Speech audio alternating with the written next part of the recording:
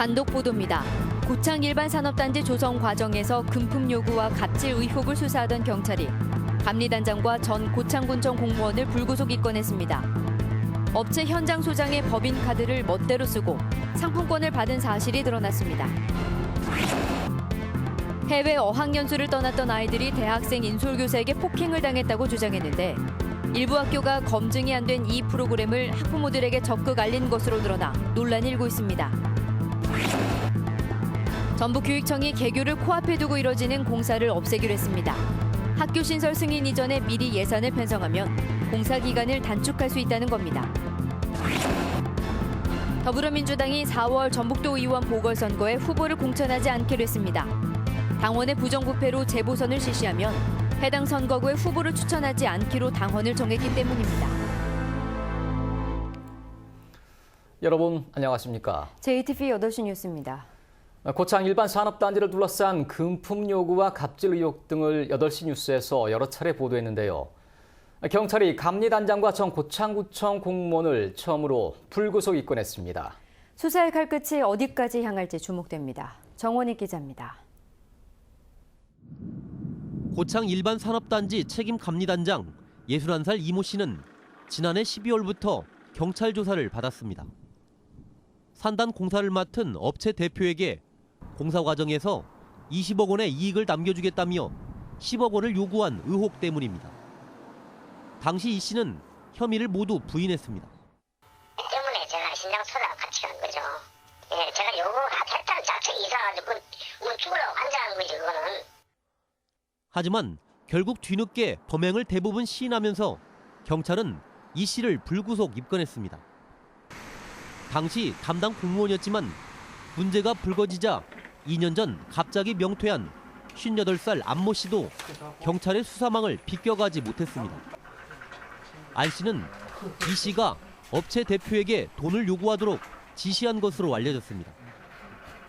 업체 현장 소장의 법인카드를 임의대로 사용하고 이 씨와 함께 상품권을 받은 사실도 드러났습니다. 경찰은 안 씨 역시 불구속 입건했습니다. 관련자들이 입건된 건 이들이 처음입니다. 이에 따라 이번 사건에 고위 공무원이 개입된 것으로 보고 있는 경찰의 수사 속도가 더욱 빨라지고 있습니다. 지금까지 관련 공무원 등 10여 명을 불러 조사한 경찰이 어떤 윗선까지 잡아낼 수 있을지 관심이 모아지고 있습니다. JTB 뉴스 정원익입니다. 어학연수를 떠났던 초중학생들이 대학생 인솔교사에게 폭행당했다는 소식 어제 전해드렸습니다. 연수 비용이 적절했는지 또 검증도 안 된 이런 프로그램을 왜 학교까지 나서 학부모들에게 적극 알렸는지 논란이 일고 있습니다. 하원호 기자가 보도합니다. 부품함으로 떠난 해외 연수. 하지만 아이들은 머나먼 이국 땅에서 끔찍한 폭력에 시달렸고 지우지 못할 상처를 받았다고 말합니다. 애를 울렸다고 그 방에 있는 아이들을 모두 뺨을 때렸어요. 그리고 저희 아들이 기분이 나쁘니까 아이씨 하면서 돌아서는데 맞는 게 꼽냐면서 붙들고 벽에 밀치면서 뺨을 7차례 이상을 때리면서 일부 학부모들은 연수 비용에도 문제가 있다며 의혹을 제기하고 있습니다. 연수를 주관한 단체는 4주 연수 비용을 390만 원으로 책정하고 234만 원만 부담하면 나머지 156만 원을 지원한다고 공지했습니다. 아이들이 다녔던 현지 어학원의 홈페이지를 살펴봤습니다. 8주 연수 비용은 590만 원, 절반인 4주로 나누면 295만 원으로 단체가 책정한 연수 비용보다 100만 원가량 적습니다. 이 때문에 지원금 자체가 없었던 게 아니냐는 의혹이 일고 있습니다. 사주 연수 프로그램에 지금 책정돼 있는 금액은 너무 과한 것 같고요. 기존에 230~40만 원 정도의 가부담으로도 충분한데 거기에 이제 40% 정도 그 정도 지원 금액이 있었다라는 거는 저희들로서는 상식적으로 볼 때 전혀 이해와 납득이 되지를 않는 것 같습니다. 연수 주관단체는 그러나 지역인재 육성 차원에서 이사 4명이 4,600만 원을 지원했다며 연수 비용은 항공권과 세부 일정에 따라 달라질 수 있다고 반박했습니다. 8주의 절반이 사주기 때문에 금액도 절반값이 돼야 되냐, 그거는 논리가 좀 어긋나는 것 같아요. 항공 자체만으로도 어차피 8주 동안 수업료만 더 내면 되는 부분이니까 필수록 당연히 더 싸지 않겠습니까? 문제는 이뿐만이 아닙니다. 설립한 지 석 달도 안 된 민간단체의 어학연수 프로그램을 일부 학교는 홈페이지 공지사항을 통해 알렸습니다. 심지어 김재 씨가 주관하는 연수 프로그램이라며 거짓 정보를 제공하고 학부모들에게 문자 메시지를 보내기도 했습니다. 괜찮을까 안 좋을까 이런 걸 판단하기보다는 우리 시청에서 이런 프로그램을 하는구나, 우리 지역 아이들을 위해서 좀 도움이 될 수도 있겠다, 이렇게 판단하기가 더 쉽죠. 경찰이 수사에 나선 가운데 도교육청은 이제서야 피해 상황을 파악한 뒤 재발 방지 대책을 마련하겠다고 밝혔습니다. JTB 뉴스 하원호입니다. 초등교사의 남녀 성비 불균형이 심각한 수준입니다. 특히 전주 도심학교에서는 남자 교사 찾기가 어려울 정도인데요. 학생들의 생활 지도나 성적 정체성 확립에 좋지 않은 영향을 줄 수 있어 현실적인 정책 대안이 필요해 보입니다. 보도에 주창현 기자입니다. 전주 도심의 한 초등학교입니다. 이 학교 전체 교사 28명 가운데 남자 평교사는 단 1명뿐입니다. 남자 교사는 담임도 맡지 않고 여교사들이 기피하는 체육 과목을 전담하고 있습니다. 전주 시내 초등학교의 남자 교사 비율은 18%로 대부분의 학교가 비슷한 상황입니다. 일선 학교에서는 남자 교사가 부족하다 보니 성적 정체성 확립이나 생활 지도 등의 어려움이 많은 게 현실입니다. 4학년, 5학년, 6학년은 남자 선생님이 좀 이렇게 있으면 생활지도 면에서 아무래도 좀 남자 선생님이 있으면 좀 낫죠. 남자 선생님이 고학년에 한두 명씩 있으면 좀 더 효율적인데 그렇지 못한 부분 조금 아쉽습니다. 1990년 50%를 넘어선 도내 초등학교 여자 교사 비율은 2000년 66%, 지난해에는 69%를 기록하는 등 빠르게 증가하고 있습니다. 또 다른 문제는 시군 간 남녀 교사 비율의 양극화가 뚜렷하다는 것입니다. 전주의 남교사 비율은 18%, 익산은 23%로 평균을 밑돌고 있지만 무주와 장수, 순창 등 농촌 지역은 50%를 웃돌고 있습니다. 남자 교사들이 승진 가산점 때문에 농촌 지역을 선호하면서 지역별 편차가 크게 벌어진 것입니다. 이 교사 입장에서도 남자들이 너무나 적어가지고 그렇고 또 관리자도 그러고 학생들은 더 이상 말할 나이도 없고 학부모들 사이에서도 가급적 남자가 좀 해줬으면 하는 것을 많이 원하고 있거든요. 지역 교육계에서는 남자 교원의 필요성이 매우 큰 만큼 장기적으로 교원 임용 고시에서도 교대 입시처럼 성비 규정을 적용하는 등 제도적인 대책 마련이 필요하다고 지적하고 있습니다. JTB 뉴스 조창현입니다. 지난해 끝난 새만금 신항 1단계 공사에서 지역업체 하도급 참여 비율이 3%에 그친 것으로 드러났습니다. 전북도의회 최인정 의원은 새만금 개발과 농어촌 공사에 무관심으로 지역업체가 새만금 신항만 건설해서 사실상 외면받고 있다고 주장했습니다. 최 의원은 이 문제를 풀려면 기재부 장관 고시를 통해 새만금을 지역 의무 공동도급 대상으로 지정하고 구조적으로 지역업체 참여가 어려운 턴키 발주를 폐지해야 한다고 강조했습니다. 국도와 국가지원 지방도로 선정에서 전북이 홀대받는다는 주장이 나왔습니다. 전북도의회 한완소 의원은 지난해부터 2020년까지 제4차 국도 국지도 5개년 계획에 전북의 경우 13구간이 반영됐지만 이 가운데 6구간만 신규 노선으로 경북의 12% 수준에 불과하다고 밝혔습니다. 한완소 의원은 또 제3차 국도 국지도 계획에서 전북은 계획된 사업비의 8.7%만 예산에 반영됐다며 예산 확보를 위한 노력을 촉구했습니다. 해마다 개교를 앞둔 신설학교에선 시간에 쫓겨 공사가 졸속으로 이루어지는 경우가 있는데요. 전북교육청이 개교를 코앞에 두고 이루어지는 공사를 없애기로 했습니다. 학교 신설 승인이 나오기 전에 예산을 편성해서 공사 기간을 단축한다는 계획입니다. 김철 기자가 보도합니다. 다음 달 개교를 앞둔 전주 하가초등학교입니다. 개학이 코앞으로 다가왔는데도 아직 급식실 조리원을 뽑지 못했고 도서관엔 책이 한 권도 없습니다. 교실 창문도 굳게 닫아놓는 등 환기를 소홀히 해 아이들의 호흡기 질환이 우려됩니다. 공사 기간에 쫓기다 보니 벌어진 일입니다. 전북교육청이 신설학교마다 반복되는 이런 개교 코앞 공사를 없애기 위해 예산 편성 시기를 앞당기기로 했습니다.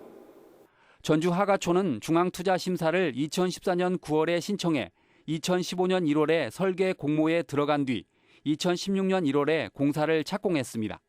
하지만 바뀐 개선안을 적용하면 중앙투자심사는 2014년 9월로 갔지만 설계 공모가 2014년 10월로 앞당겨져 공사 착공도 2015년 8월로 빨라집니다. 전년도에 미리 본 예산을 편성한 뒤 곧바로 설계에 들어가기 때문에 공사 기간을 5달가량 앞당길 수 있습니다.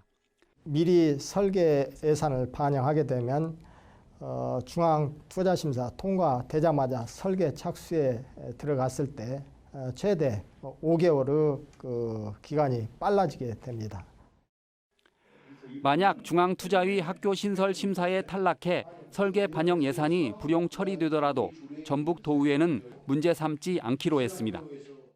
설령 투용자 심사에서 잘 못되더라도 우리 교육위원회에서 그것을 불용 처리된 것에 대해서는 의원들 전체 의견이 문제 삼지 않는 것으로 얘기를 마쳤습니다. 학교 신축 예산을 미리 편성하면 공사 기간이 빨라지고 개교를 앞둔 부실 공사가 사라지는 일석이조의 효과를 기대할 수 있습니다. 이렇게 되면 새 학교에 아이들을 보내는 학부모들도 크게 안심할 수 있습니다. JTB 뉴스 김철우입니다.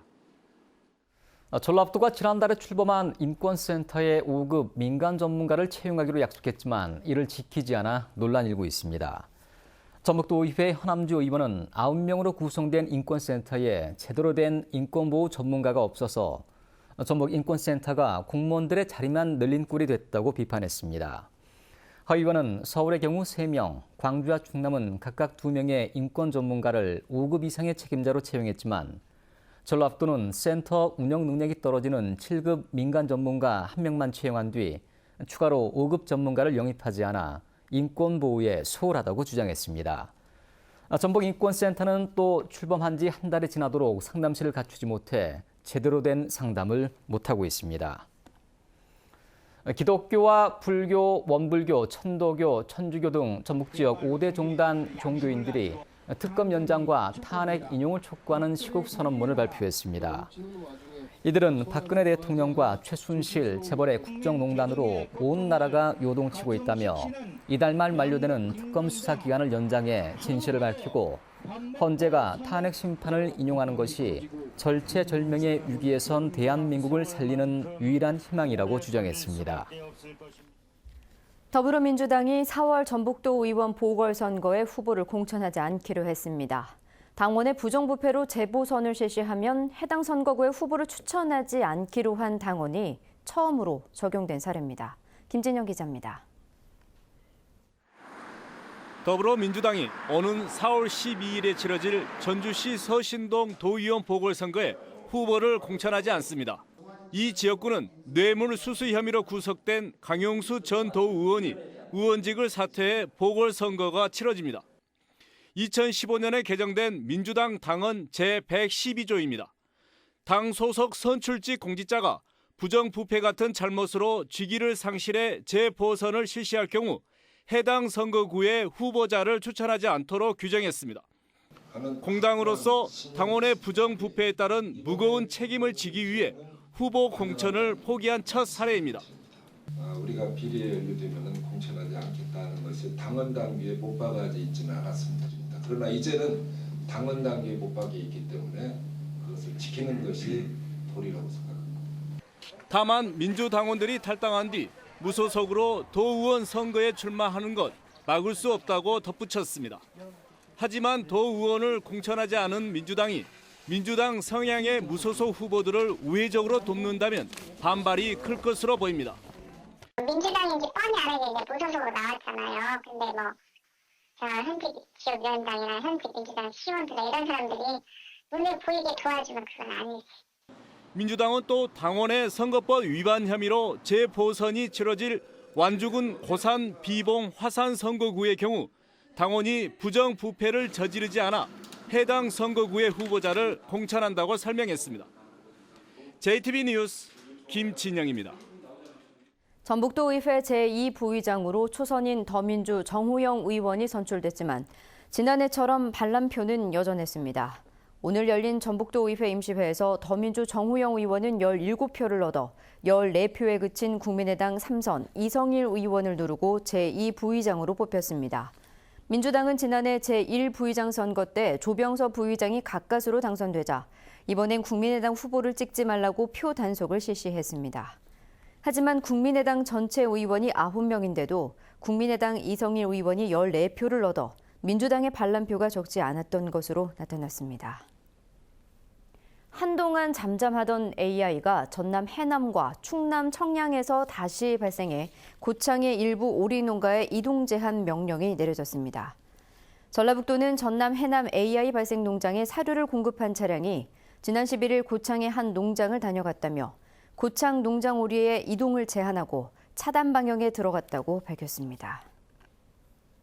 JTBC 전주방송과 국제로타리 3670 지구가 주최하는 제13회 초아의 봉사대상 시상식이 오늘 열렸습니다. 올해 초아의 봉사대상은 20년간 과학교육 발전에 힘쓴 이동엽 원광중학교 교사가 수상했습니다. 사회봉사 단체 부문은 가로수 교통봉사대가, 사회봉사 개인 부문은 이만호 전주교도소 관리팀장이 받았습니다. 공익 부문은 교정 공무원이자 숲 해설사로 일하고 있는 김대선 씨가 수상했습니다. 전북 희망나눔재단이 주관한 제1회 사회복지대상이 봉사자 등 100여 명이 참석한 가운데 열렸습니다. 오늘 시상식에서 JTBC 전주방송의 김진형 기자가 지난 2013년부터 연중기획 함께하는 세상을 맡아 어려운 이웃에게 헌신하는 봉사자들의 이야기를 지속적으로 발굴한 점을 높이 평가받아 언론인 부분 대상을 수상했습니다. JTBC 전주방송 2월 시청자위원회가 오늘 전주방송 대회의실에서 열렸습니다. 시청자위원들은 시사토론 프로그램인 시사진단이 지역 현안을 균형 잡힌 시선으로 바라보며 깊이 있는 해석을 해주고 있지만 대안 제시가 미흡하다고 지적했으며 도 현안뿐만 아니라 지역 지자체 문제에도 관심을 가져달라고 당부했습니다. JTBC 전주방송 김태곤 대표이사는 시청자위원들의 의견을 적극 반영해서 다양한 지역 현안을 심도 있게 다루는 토론 프로그램을 만들기 위해 노력하겠다고 말했습니다. 호남 제1고 청소년 적십자 단원들이 오늘 전주 덕진 노인복지관에서 노인 1000여 명을 대상으로 사랑의 떡국 나눔 봉사활동을 했습니다.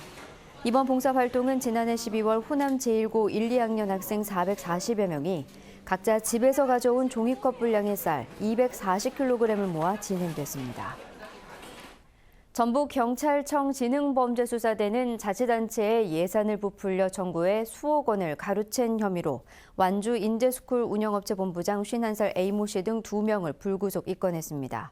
이들은 2년 전 완주 인제스쿨 운영업체로 선정된 뒤 강사비 등을 부풀리는 수법으로 완주군에 예산을 과다 청구해 4억 원가량을 챙긴 혐의입니다.